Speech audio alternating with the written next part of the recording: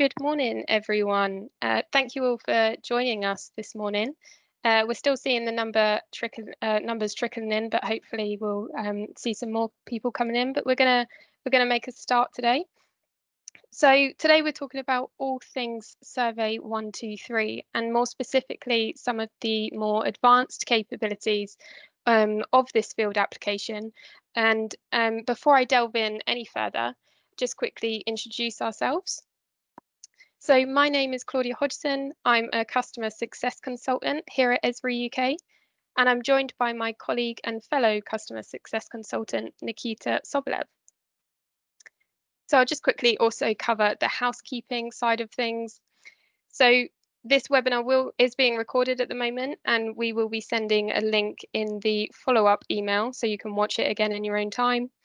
And we've also collated some really useful resources all about Survey 123 and our field apps. So we're also adding that into the email, so you can also check those out as well afterwards. There will also be a Q&A at the end of this session.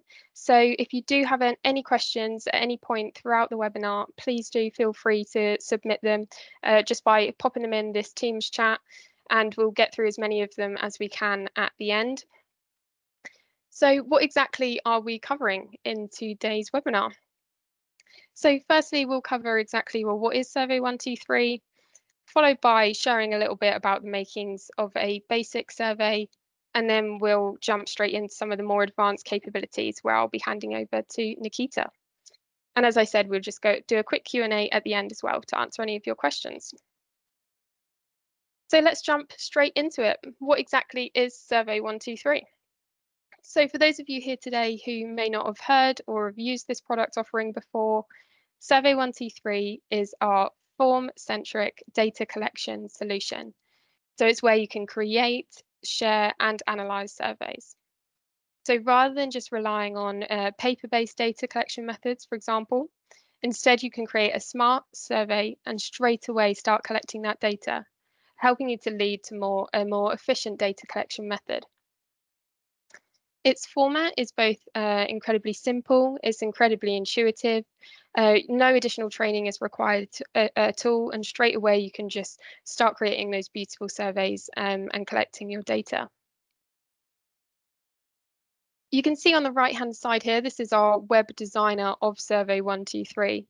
You can go ahead and straight away build a survey with the Add tab on the right-hand side. Here's where you can choose from a range of different question types. So we've got, for example, we've got single choice, we've got number, date and time, or even map style questions. And you can just build this survey dropping in these different question types, and it's providing you with the simplest and the quickest method for your user to go ahead and capture all of that data whilst they're out in the field.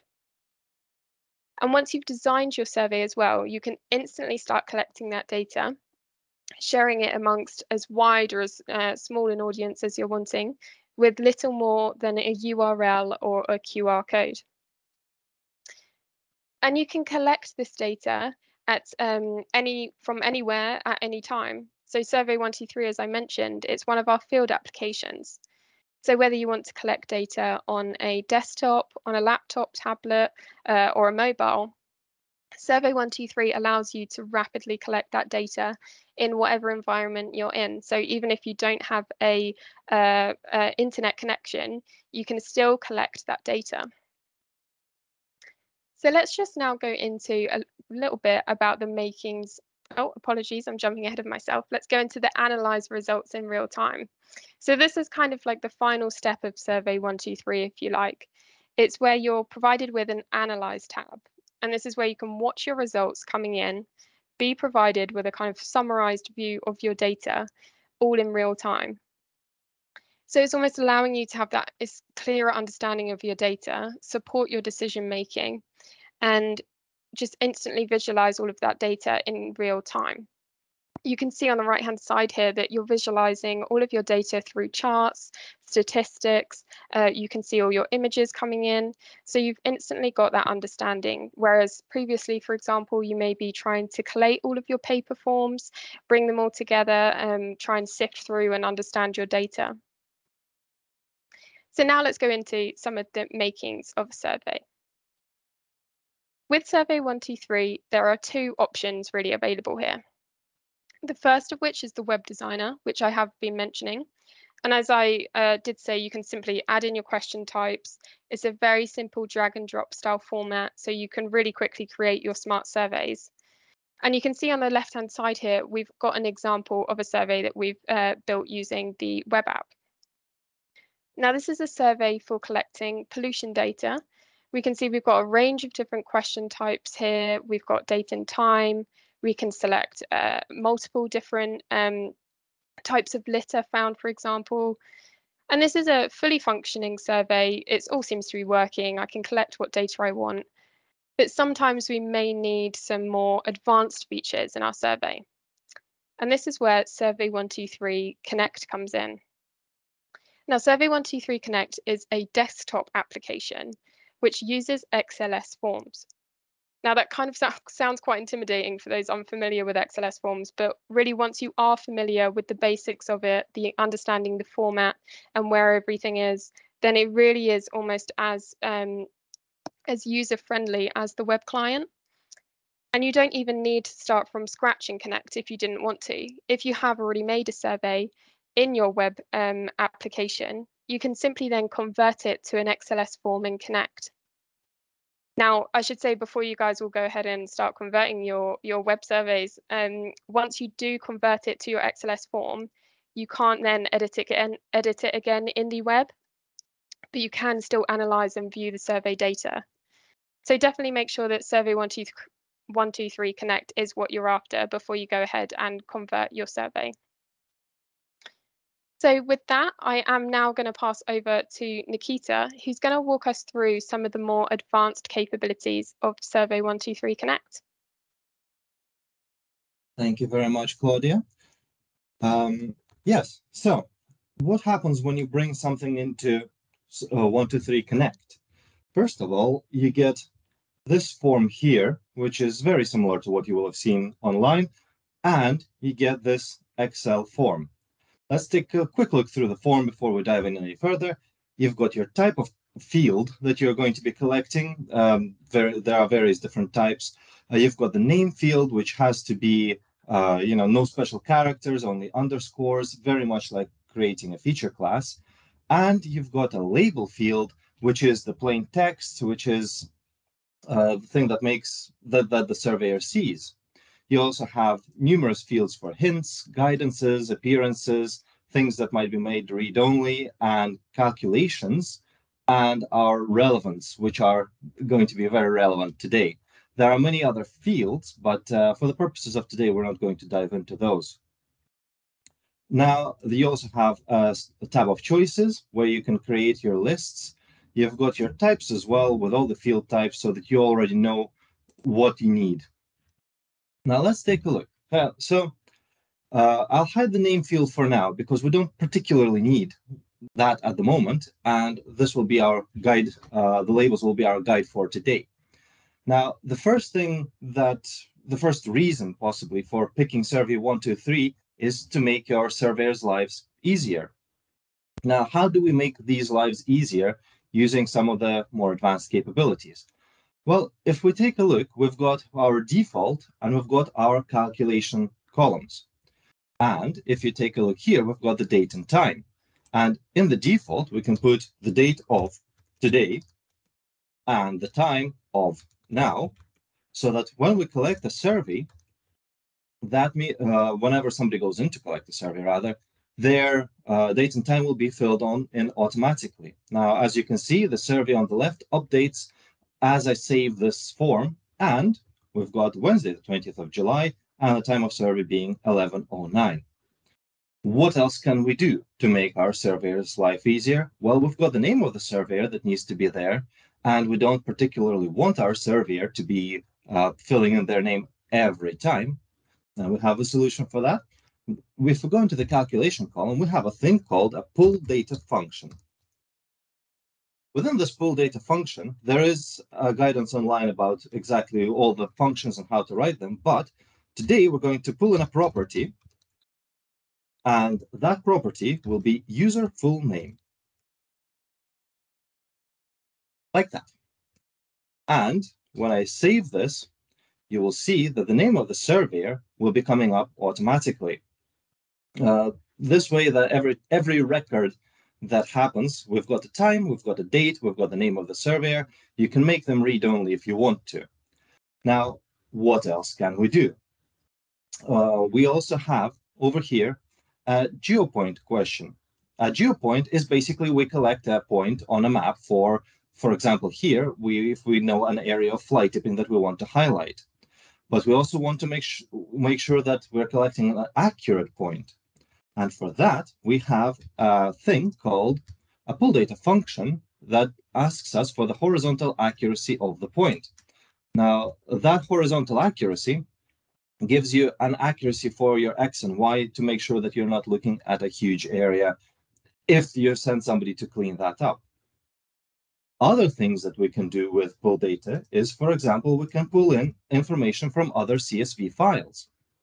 Now, as you can see, we're looking at air quality measurements here, and we've got these pull data functions for air meter readings that are pulling in from a CSV called air meter readings. We're looking at a field, we're looking for a device ID. Now, I know, because I created that spreadsheet, that we have a device ID that is called AS1. And when I hit enter, we can see that we've got 20 particulate matter over cubic meter that was collected on Tuesday the 7th at 1839. You don't necessarily even have to enter the air quality meter IDs by hand. We've got barcodes and QR code scanning options to sort that for you. And the last thing that I want to show you with the calculations is the fact that we can also do actual calculations on it. And as you can see, we've got water body pH measurements here. And within those pH measurements, we might be wanting to find an average. So for that, we've got our simple formula. Please note that the formulas and all of our calculations are using the name rather than the label. But here we've got pH 1, 2, and 3. And we take them and we divide them by 3. And what that does is it simply works out the average. And in the end, what that means is that there is less stuff for our surveyors to do later on. So, for example, we can show you that we've got a 7 here, maybe a 6 pH, 5 here, and your average pH is calculated of being 6 pH all across the whole water body. Now, those are the calculations. These can be applied to various different fields, and we also have a variety of fields available. So as Claudia has mentioned, we've got the standard types of questions of entering text or selecting one or selecting multiple, but we also have things like we've got audio, and you can do several things with that. For example, you can collect voice notes, although I do have to point out that you want to collect additional comments rather than actual data in voice notes, because you then would have to digitize the voice notes and enter the text manually. But also you can embed audio into your survey. So let's imagine somebody wants to hear a bird call, for example, as a reference. I also mentioned that we have a geopoint question, but we also have a geotrace and a geoshape question as well. And these are all to do with the type of information spatially that you collect. They can be lines, points, or polygons. And lastly, I want to highlight that we also have the image section where you can attach an image by taking a photo or maybe just uploading something from your mobile phone. Now, we try to make surveys easier for our surveyors in Survey 123. And you can see that this is still quite a long sheet of information to be scrolled through. So what can we do to tidy it up? First things that we can do is to add a group. Now I'll add in unhide our name for initially, because I will need to name our group, and we've got a field here called a type here called begin group, and of course what begins must end, and we need to remember to always get our end group in as well. And let's call this air pollution. Forgive me. Like that. And our label will be air pollution. So we now have a group, and as you can see, we have other groups for ground pollution and water pollution here already. And what that does is, instead of having just blocks and blocks of questions, we have now got groups that can be collapsed, and the survey looks a little bit tidier, and the surveyor can look a little bit more careful at what it is exactly that they're collecting right this second. Another way of tidying this up would be to go to the relevant field, to the relevant column rather, and we can take a look at what we can do. We've got this question here about pollution being collected, and what type of pollution are we collecting? Might be several. There are things that we can do to make our lives a little bit easier in that sense by importing a selected relevant question. And what that does is you can see that it is referencing the question of pollution collected. And in this case, we're looking for the answer of air pollution. And if you take a look at the form here, we suddenly have hidden all of our groups. But if we take air pollution, we've got our air pollution group coming up. And if in the same location we want to collect ground pollution, we can just tick whatever we need or untick if we don't need it. So this is a relatively small survey to be set up here now, but this will be very relevant if you're setting up a lot of options within a lot of surveys.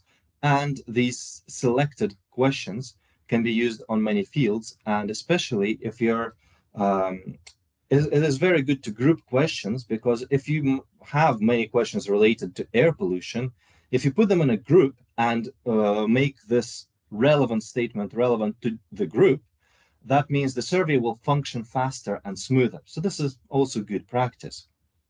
Now, what else can we do? We can also look at our appearances. Within our appearances, there are multiple things that we can do, and it will take a little bit too long to cover all of them, but we can show you some of the basics. For example, we can say that we want our groups to appear as compact straight away. Now, what does that do? That just collapses all of our groups. So you can see that once we've ticked all of these things, the groups are coming up as collapsed, and therefore we don't need to collapse them all if they all come up at the same time. We've got things like hide input for our geopoint question, which means that the surveyor won't necessarily see a huge map in the middle of their survey screen, but they will need to click on the map, and that also makes their life a little bit easier. And we've got a hidden type of question, which means that the surveyor doesn't need to see it because we're collecting the accuracy. The accuracy will be important later on, not for the surveyor here and now. And we can also make sure that we can control the type of input a surveyor has. For example, we've got a numbers field here. And if we look at the water pollution and at pH3, we've got a tab here with just numbers on it because we're only collecting a decimal field. Now I'm about to pass you over to Claudia, and we're running a little bit short on time, but I'm going to show you one last thing that is called HTML styling.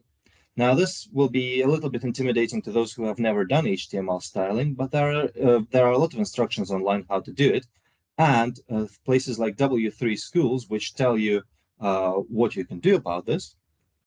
And you can see that we've got colors, we can control the colors. W3 Schools have a color guide on them.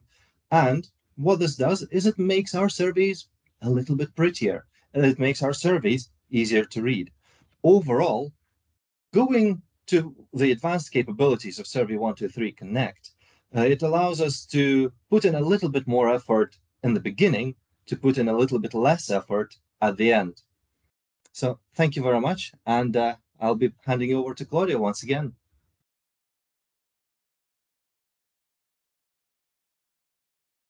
Fantastic. Thank you, Nikita. So it's just quickly important to note that as we are seeing more updates come in with ArcGIS Survey 123, the capabilities of the web app is expanding. So such as dynamic labels or the geopoint, geotrace questions that Nikita mentioned.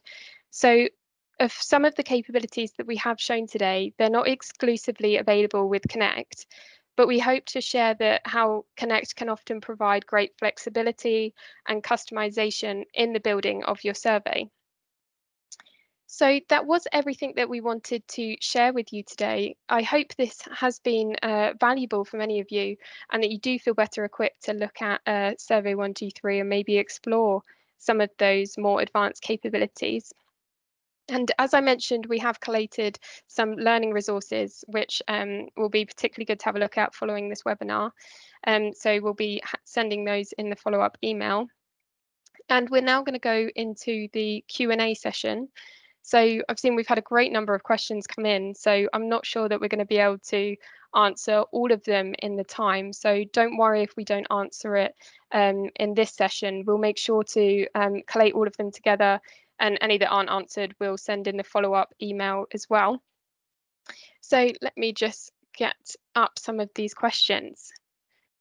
So let's have a look. Is there a setting to be able to set a default color for photo annotations?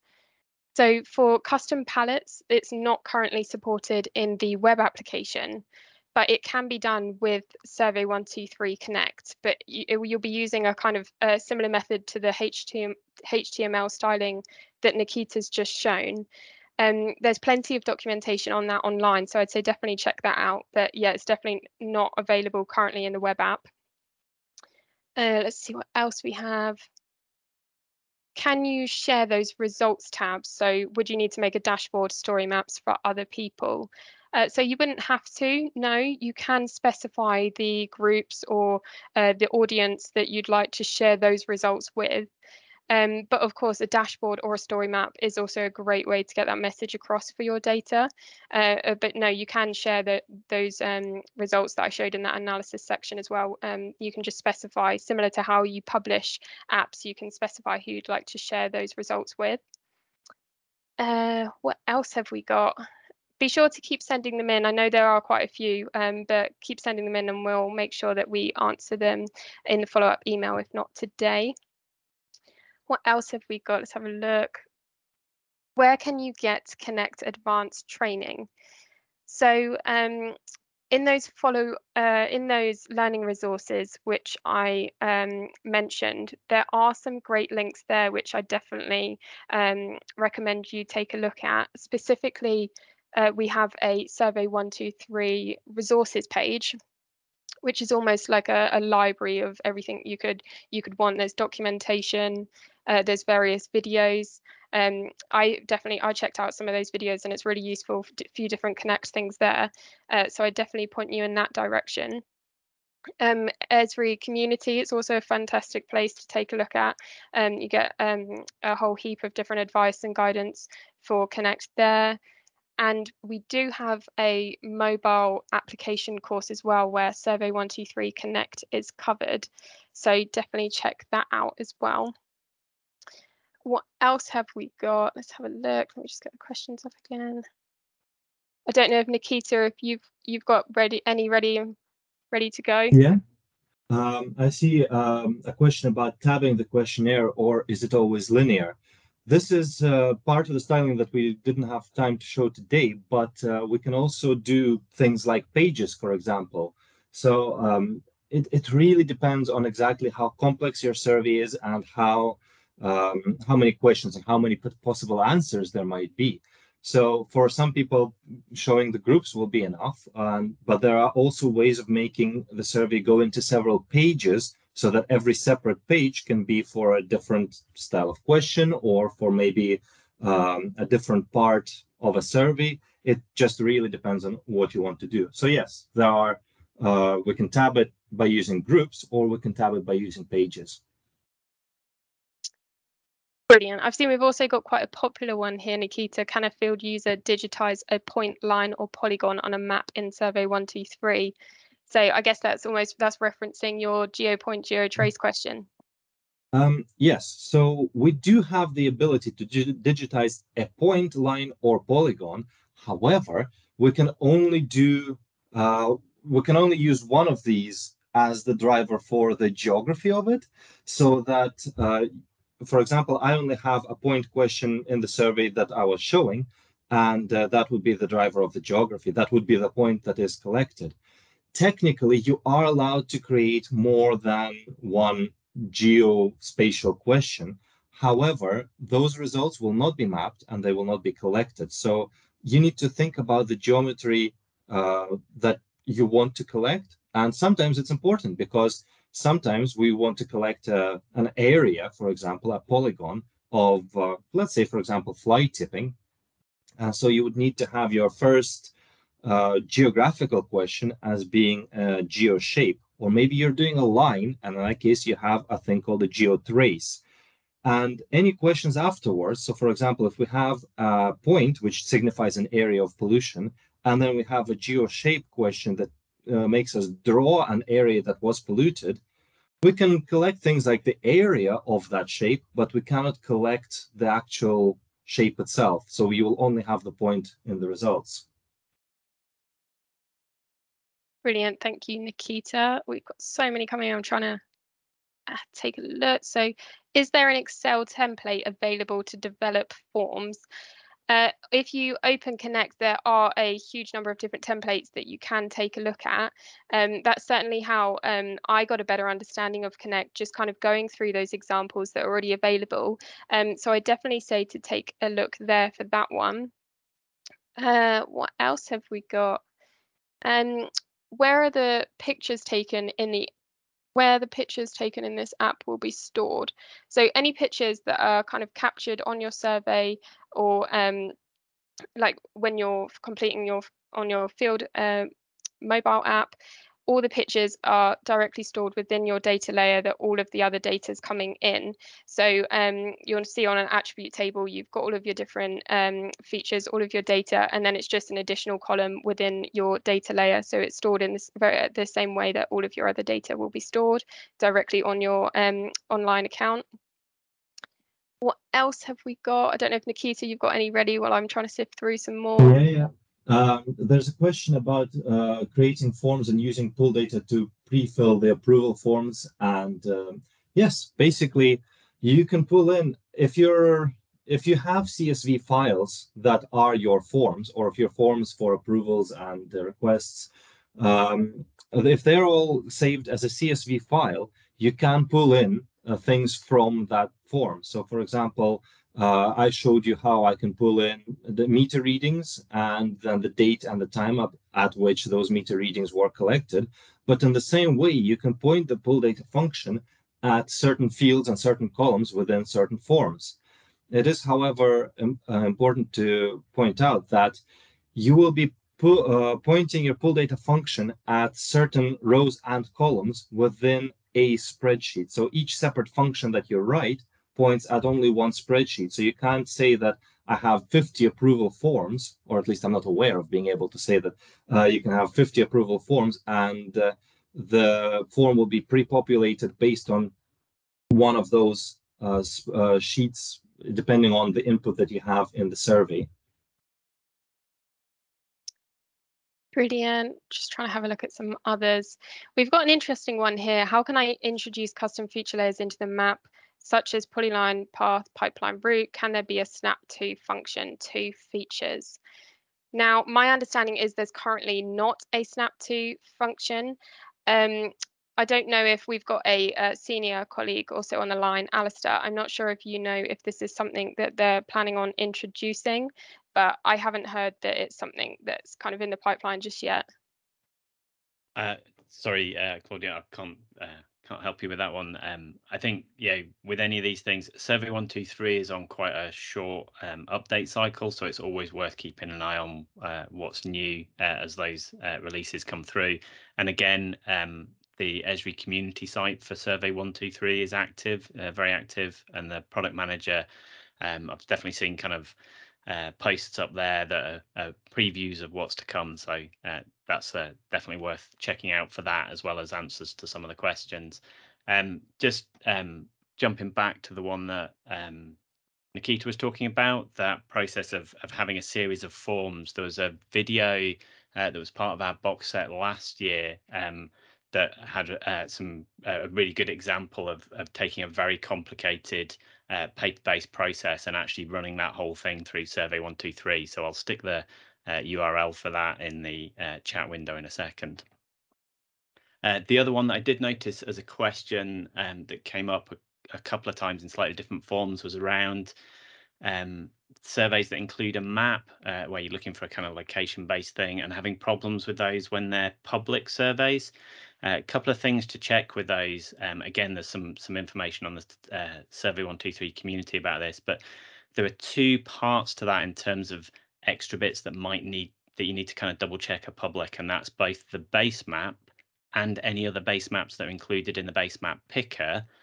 Make sure those are public. Your organization might have some base maps that are kind of not publicly available. So that's one thing. And the other thing is the geocoder that it's using as well. You need to double check that it's pointing to a public geocoder if you're allowing people to kind of put in a location search as part of that. Brilliant. Thank you, Alistair. So I'm afraid that is all we've got time for today. I hope you've all enjoyed the session. Again, sorry to those that we haven't got around to answering your question, but they will be answered in the follow-up email. So if you do still have any, then do add them into the chat and we will answer them. Make sure to keep an eye out for the next webinar that we've got coming in the series next month, which is focused on collaborative working with ArcGIS Online. But apart from that, thank you all again for joining, and I hope you have a great rest of your day. Thank you. Thank you very much, everyone.